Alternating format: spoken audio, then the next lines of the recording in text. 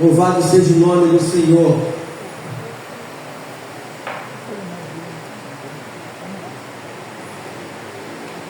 Nós estamos falando a respeito do advento de Cristo, e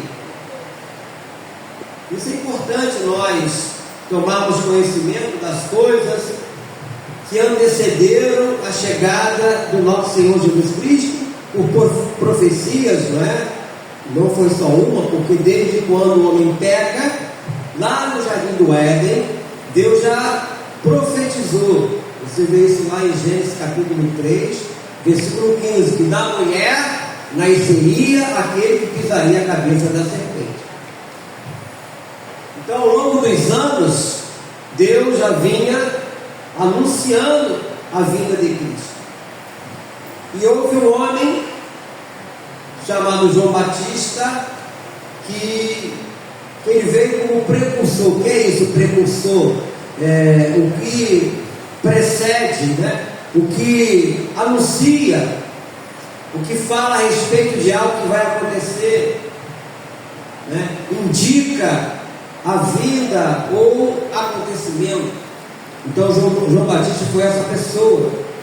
E é interessante, amados irmãos, que o mesmo anjo Gabriel que anunciou a Maria o nascimento de Jesus, anunciou a Zacarias o nascimento de João Batista. Zacarias era um sacerdote, esposo de Isabel, sua mulher, já avançados em dias.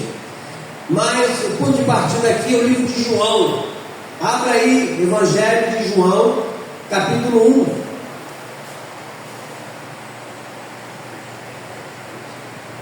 Então, a princípio, agora eu vou falar de João Batista. E nós vamos chegar depois, mais adiante, em Jesus.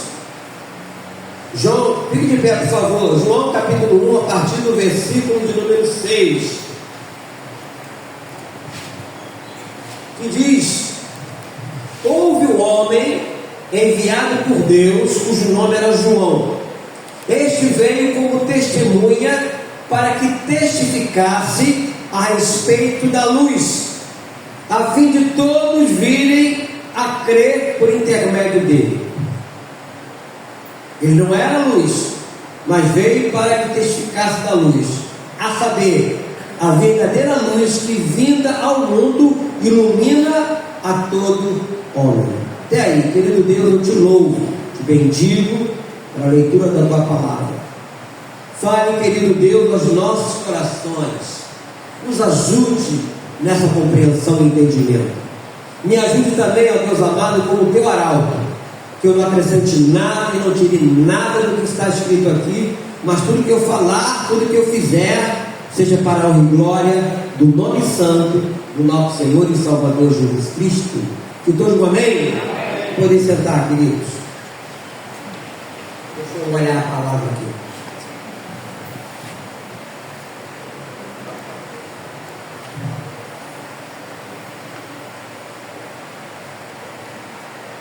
A história começa em oração. É interessante, né? Tudo começa em oração. Zacarias, como foi dito, Isabela, a sua mulher estéril, podia ter filho, mas desejavam ter filho. O texto que nós lemos aqui fala a respeito do que ele iria fazer, como seria a vida deste homem. Mas o início, de uma forma milagrosa, acontece movido por oração. Aí eu queria que você voltasse agora em Lucas capítulo 1. Evangelho de Lucas capítulo 1, a partir do versículo 8, quando fala tradições referentes a João Batista. Diz assim, em Lucas 1, versículo 8: ora, aconteceu que, exercendo ele diante de Deus o sacerdócio na ordem de seu turno, como-lhe por sorte, segundo o costume sacerdotal, entrar no santuário do Senhor para queimar o incenso. E durante esse tempo toda a multidão do povo permanecia da parte de fora, orando. Diga comigo, orando. E eis que lhe apareceu um anjo do Senhor em pé, à direita do altar do incenso. Vendo, Zacarias turbou-se e apoderou-se dele o temor. Disse, porém, o anjo: Zacarias, não temas, porque a tua oração foi ouvida. A Isabel, tua mulher, te dará à luz um filho, a quem darás o nome de João. Em ti haverá prazer e alegria, e muitos se regozijarão com o seu nascimento. Pois ele será grande diante do Senhor, não beberá vinho, nem bebida forte, e será cheio do Espírito Santo, já no ventre materno. Daqui a pouco eu vou mostrar onde se cumpriu isso. E converterá muitos dos filhos de Israel ao Senhor seu Deus. Irá diante do Senhor no espírito e poder de Elias, para converter o coração dos pais aos filhos, converter os desobedientes à prudência, os justos, e habilitar para o Senhor um povo preparado. Até aí. Então nós vemos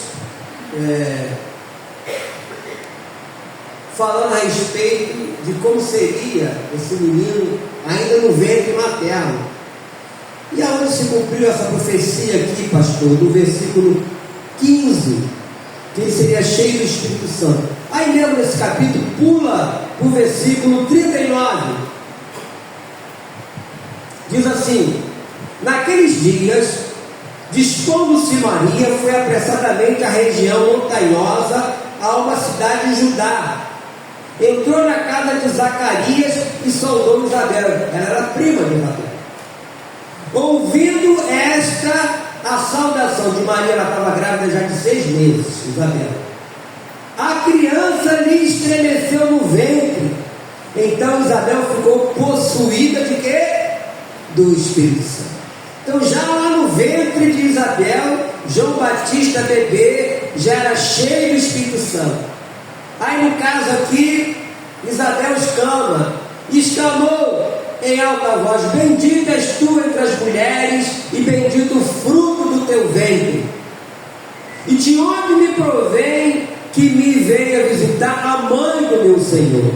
Pois logo que me chegou aos ouvidos a voz da tua saudação, a criança estremeceu de alegria dentro de mim. Bem-aventurada a quem creu, porque serão cumpridas as palavras que lhe foram ditas da parte do Senhor. Querido, veja bem como é que as coisas vão se encaixando. Por isso que a Bíblia não é um livro qualquer. A Bíblia não tem a palavra de Deus. A Bíblia é a palavra do Senhor. Ela é a palavra do Senhor. Não precisa acrescentar mais nada. Apesar que tem uns teólogos aí que estão querendo acrescentar algumas coisas. Já falaram em reescrever a Bíblia. Isso é maluquice, né? Mas nós vamos nos ater naquilo que Deus tem falado, naquilo que Deus falou. E é interessante, queridos, que se Maria era uma jovem virgem, né? 17 anos aproximadamente. Isabel, mãe de João Batista, era uma mulher estéril e avançada em dias. Se hoje pareceu-se ter chegado cedo demais a Maria, no caso aqui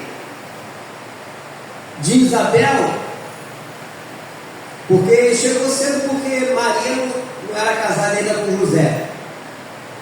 Parece ter chegado atrasada a Isabel, pois era uma mulher já avançada em dias e não podia mais conceber. Mas para o nosso Deus, querido, não existe impossíveis. Amém? Não existe impossível. Ou seja, o que eu vejo é que tanto o nascimento de Jesus como o nascimento de João foram um milagre de Deus. Amém? Os dois. João Batista foi levantado por Deus para ser o precursor do Messias. Esse versículo 15 que nós lemos fala isso. Ele não era o Cristo, nem mesmo sentia-se digno de desatar-lhes as correias das sandálias. Você viu isso lá em Marcos, no capítulo 1, versículo 7. Eu não sou digno. Ele se colocou na posição dele. E olha que já havia burburinho lá, mais tarde no meio deles, falando de Jesus. E ele sempre se esquivando e dizendo: importa que ele cresça e eu o quê? Diminua. Isso fala de humildade. Isso fala de humildade. Importa que ele cresça e diminua. Só que entanto, Jesus disse que nenhum homem na terra era maior do que João Batista. Vamos ver esse texto, para não ficar só nas minhas palavras. É Mateus, capítulo de número 11, versículo 11.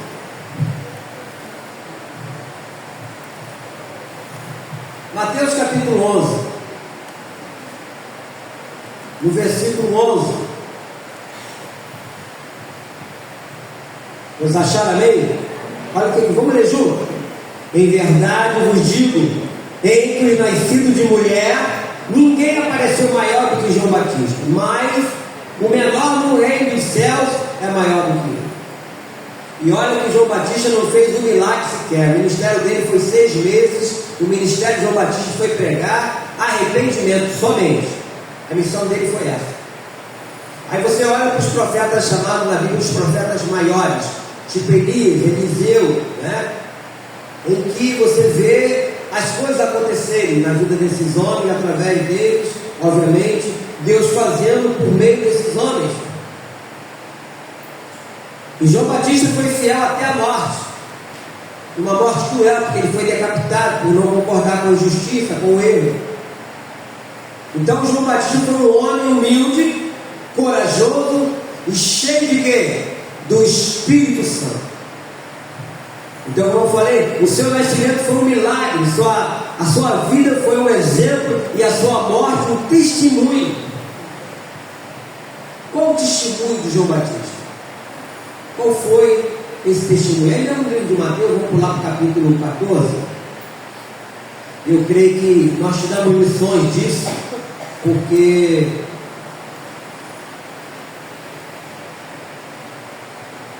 quando fala da morte de João Batista, por que ele morreu daquele jeito? Diz assim: por aquele tempo ouviu o tetrarca Herodes a fama de Jesus, e disse aos que o serviam: este é João Batista, ele ressuscitou os mortos. Olha só. E por isso nele operam forças milagrosas, porque Herodes, havendo predito e atado a João, o metera no cárcere por causa de Herodias, mulher de Filipe, seu irmão, pois João lhe dizia: não é lícito possuir, ou seja, ele estava, vamos falar no português claro, transando com a cunhada, né? E querendo matá-lo, temia o povo, porque o tinham como profeta. Ora, tendo chegado o dia natalício de Herodes, o seu aniversário, dançou a filha de Herodias diante de todos, e agradou a Herodes, tendo que prometeu com juramento dar-lhe o que pedisse. Olha o perigo do juramento. Então ela, instigada por sua mãe, disse: dá-lhe aqui num prato a cabeça de João Batista. Entristeceu-se o rei, mas por causa do juramento e dos que estavam com ele à mesa, determinou que lhe desse, e deu ordens e decapitou a João no cárcere. Foi trazida a cabeça num prato e dava a jovem, que a levou a sua mãe. Então vieram os seus discípulos, levaram o corpo e sepultaram. Depois foram e o anunciaram a Jesus. Esse homem, meus irmãos, ele foi morto por causa da sua honestidade, por causa da sua vida cheia do Espírito Santo e por não concordar com o errado. Eu sempre falei aqui na igreja que Deus não abençoa errado. Tem pessoas que querem viver uma vida errada e quer que Deus lhe abençoe. Deus não vai abençoar. O nosso testemunho tem que ser sem sim E não.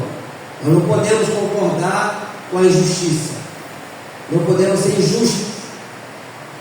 Então este homem, por não concordar daquilo que Herodes fazia,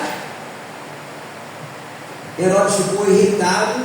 Por isso que a Bíblia fala que o mundo que é sobre a nossa vida, o mundo nos o quê? O mundo nos odeia. Por quê? Porque nós não queremos fazer a vontade do mundo. Por isso que o mundo nos odeia. Você não tem que ficar preocupado que a sua vizinha não gosta de você, reclama de você, ou um parente qualquer, ou fala besteira, ou faz alguma injúria a teu respeito, porque é assim mesmo. A nossa vida nesse mundo sempre vai ser assim. Nem sempre você vai ser querido ou querida por alguém.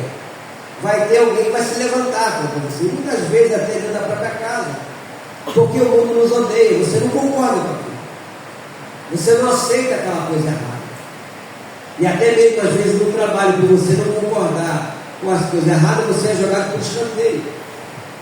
Você trabalha numa repartição e de repente você está é o bola da vez para ser promovido ou promovida, mas você não concorda com aquilo que está sendo feito de errado. O que acontece? Você é jogado por escanteio. Mas é assim. Então, como eu falei, o nascimento de João Batista foi um milagre. Ele preparou o caminho do Senhor mais adiante, ele proclamando uma mensagem de arrependimento. A mensagem de João Batista era: arrependei-vos, que é chegado o reino dos céus. Pregou no deserto, confrontou a multidão, repreendeu o rei, como mostramos aqui, e apresentou Jesus como Cordeiro de Deus que tira o pecado do mundo. Essa era a mensagem de João Batista, o precursor de Jesus. E é muito importante, amados irmãos, todos nós tomarmos conhecimento dessas coisas, desses detalhes, de toda essa preparação, para entendermos o significado do Natal na nossa vida como cristãos. O Natal do cristão de verdade não é um Natal pagão. Não é um Natal que as pessoas... porque isso é tradição. Não. A Bíblia fala lá em 2 Coríntios, todo mundo conhece o texto, 2 Coríntios capítulo 5, versículo 17, que diz: se você está em Cristo, você é uma nova criatura. As coisas velhas do que passaram, tudo se fez novo. Mas tem cristão que insiste em viver uma vida das coisas velhas. Por isso lá no livro de Isaías, Deus falou para Isaías: esse povo me louva com os lábios, não com o coração. Porque o primeiro mandamento qual é? Amarás o Senhor teu Deus de todo o seu coração, com toda a sua força, de todo o seu entendimento. Tem que ser de todo, pode ser pela metade. Você não pode amar a Deus em determinado período do ano, chegar um período de uma festa pagã, você deixar Deus de lado e entrar junto com as pessoas, fazer tudo que as pessoas fazem. Por exemplo, algo que eu sempre falo aqui: Papai Noel. Em qualquer lugar que você for hoje, ruas, está tocando alguma música de Natal, ou shopping center, você não vai ver nenhuma música falando de Jesus, só de Papai Noel, todo. E aquilo vai botando na cabeça da pessoa. Aí o cristão tem a cara de pedra de colocar um Papai Noel por lá na sua porta. Para mim, é colocar Deus em segundo plano.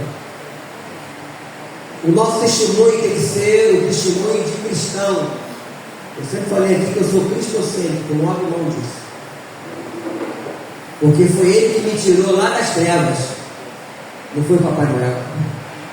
Foi Ele que me libertou lá do império das trevas. Foi Ele que me transportou para o reino do Senhor. Não foi Papai Noel. Como diz lá o Salmo 40, né? Esperei confiantemente pelo Senhor e me ouviu quando clamei o socorro. Tirou-me de quê? De um poço de quê? De perdição e de um tremedal de lama. Não foi Papai Noel. Aí chega na hora de tirar um 10, na hora de ganhar uma medalha de ouro, bota Papai Noel. Estou falando do Cristo, estou falando do mundo já de Maria. Eu isso é uma vergonha.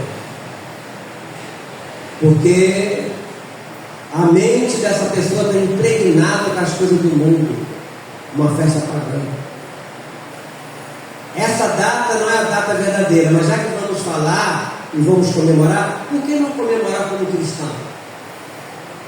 Por que não falar da verdade? Quando foi perguntado a Jesus, o discípulo dele, Senhor, mostra-nos o caminho, ele falou, eu sou o caminho, eu sou a verdade, eu sou a vida. Por que não falar da verdade? Por que não falar da vida? Por que não falar do caminho, do verdadeiro caminho? Mas as pessoas vão para a mentira. Eu já disse aqui que esse Papai Noel, essa roupa não é verdadeira. Antigamente era uma roupa marrom, vem lá daquela região da Finlândia, né, que era um velhinho que dava para as crianças. Então, ao longo do tempo, eles fizeram um acordo com a Coca-Cola e colocaram essa roupa vermelha. Pode ver se não é. A roupa vermelha, branco, com cinto preto. Pode ver se não é a roupa, se é a cor da Coca-Cola. Comércio, meus irmãos. E nós, como cristãos, não podemos entrar nessa, eu vou até acrescentar, nessa furada.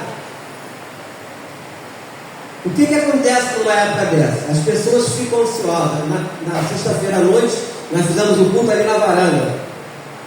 Acabou a luz aqui nessa região. No final, vai ter um culto assim mesmo. O pastor veio, o pastor Ignaldo veio com a irmã Jaqueline, espalhamos as cadeiras ali, botamos a luz de emergência ali, e o culto foi feito normalmente, ungimos com óleo, orando para as pessoas e tal. E ele trouxe um assunto aqui importante, uma doença que tem adentrado na vida de muitas pessoas, chama-se ansiedade. A ansiedade, meus irmãos, ela é um mal-estar físico e psíquico, que leva à aflição, à agonia, e até uma demora no atendimento, a pessoa fica impaciente. Em Mateus capítulo 6, versículo 34, Jesus fala, não fiqueis ansiosos, não fiqueis ansiosos com as coisas dessa vida. A ansiedade leva depois à depressão e é um pulo para o suicídio. O que acontece nesses dias é uma correria sem fim. Meu conselho para você, meu irmão, minha irmã, como diz o salmista no Salmo 46, se eu não me engano é o versículo 11, quando Deus fala, aquietai-vos e sabei que eu sou Deus. Ele manda nos aquietar. Não entra nesse frenesi de corre-corre, tem que comprar aquilo, fazer isso, fazer aquilo. Não entra nisso não. Espere no Senhor, como diz lá o profeta, confia nele, o mais do que ele fará. Espera no Senhor, tem bom ânimo, e fortifique o teu coração. Espera, pois, no Senhor. Nós temos que nos apropriar dessas palavras, senão, quando passar essas festas de final de ano, vai ter certeza, vai ter que buscar um tratamento médico, vai ter que gastar dinheiro com médico. Meu conselho é não ficar ansioso, nem ansiosa.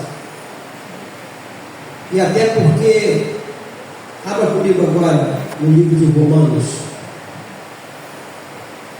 Romanos capítulo 14.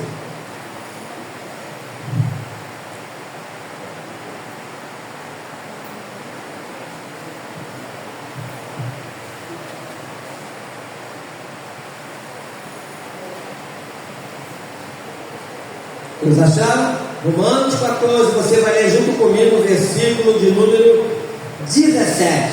Sempre leio isso aqui no final do ano. Romanos 14, versículo 17. Vamos lá, vamos ler juntos. Porque o reino de Deus não é comida nem bebida, mas justiça e paz e alegria no Espírito Santo. Amém. Se nós vivemos no reino de Deus, a nossa vida tem que ser vivida assim. Eu não quero dizer a você que você não deva fazer uma ceia os seus familiares, não vai estar na tua casa. Não estou falando isso. Mas tem que ter muito cuidado. Cuidado para achar, é só hoje. Encher o pote. Deve ser entende. Pastor não está aqui não. Nem quero. Não tem nenhum irmão da igreja aqui. Nem pode. É só nós.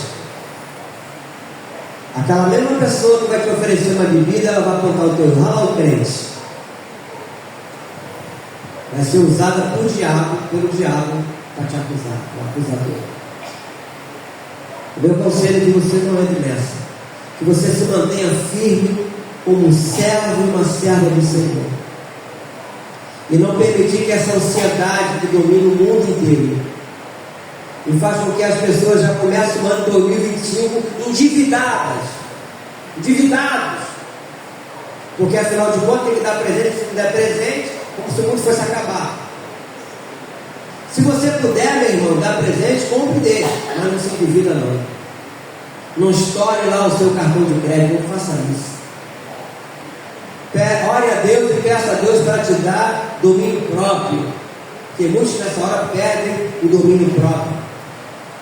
Porque eles querem mais agradar as pessoas, ao ser humano, do que agradar a Deus. Eu prefiro agradar a Deus.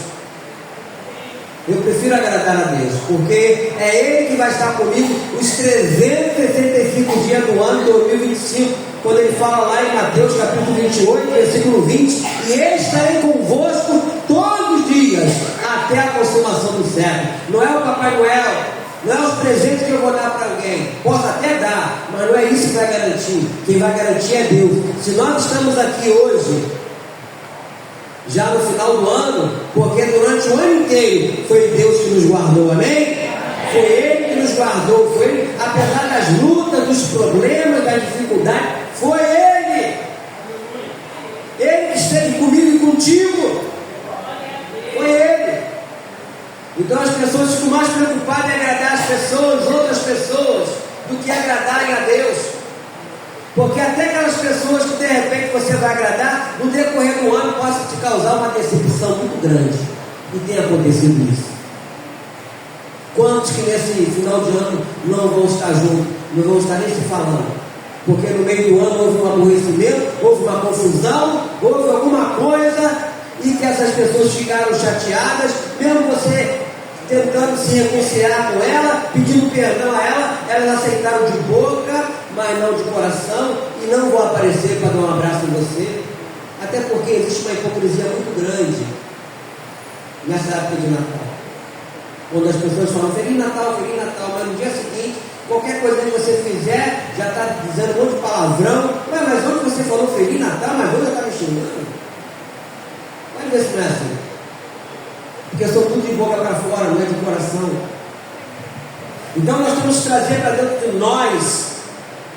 de nós, o verdadeiro espírito natalino, já que vamos comemorar. E comemorar quem? O nascimento de quem? De Cristo. Cristo é o que? Amor. E transmitir esse amor para aquelas pessoas que vivem uma vida amargurada, pessoas frustradas, pessoas tristes, pessoas que vão até mostrar um certo sorriso, mas por dentro estão sofrendo alguma coisa.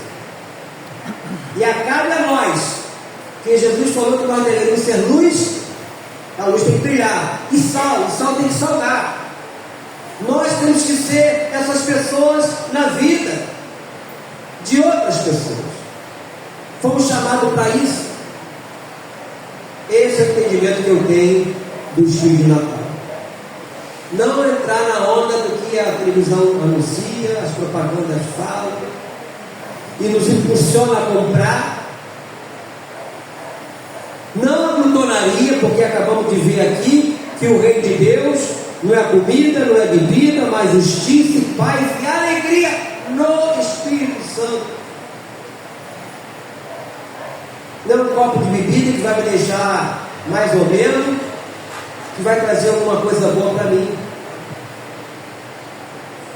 Antigamente se falava no dia seguinte, depois de uma noite inteira de bebedeira, de Natal, Ano Novo, quando a pessoa ia falar com uma outra, e você está com gosto de cabo de guarda-chuva na boca.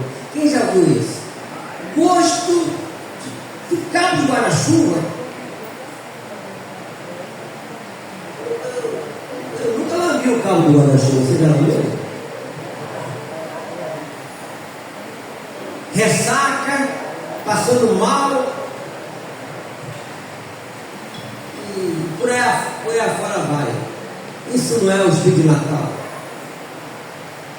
Pessoas que comem demais, vomitam demais. Isso não é o espírito de Natal. Mas é justiça, paz e alegria no Espírito Santo. A mesma alegria que houve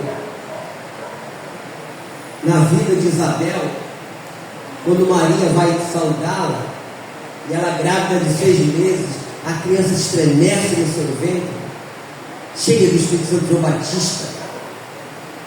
Cumpriu essa profecia lá nós vemos aqui em Lucas capítulo 1, versículo 15, que ele seria cheio do Espírito Santo, e foi. Essa alegria que nós temos que ter, queridos, porque essa alegria que vai continuar no dia a dia, no nosso dia a dia. Então nós temos que ter isso dentro de nós. Eu queria orar com os irmãos. Eu queria que você curvasse a sua cabeça.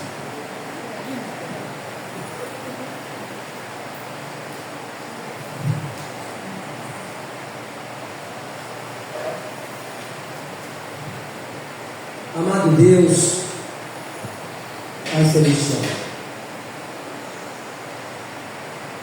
eu sei, ó Deus amado, que todos nós precisamos ser mais corajosos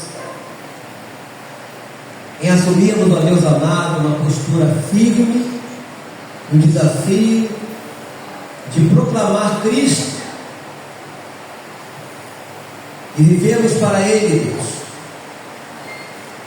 Tu possa nos perdoar, Senhor, e renovar o nosso coração. Eu peço isso, ó Deus amado, nessa manhã.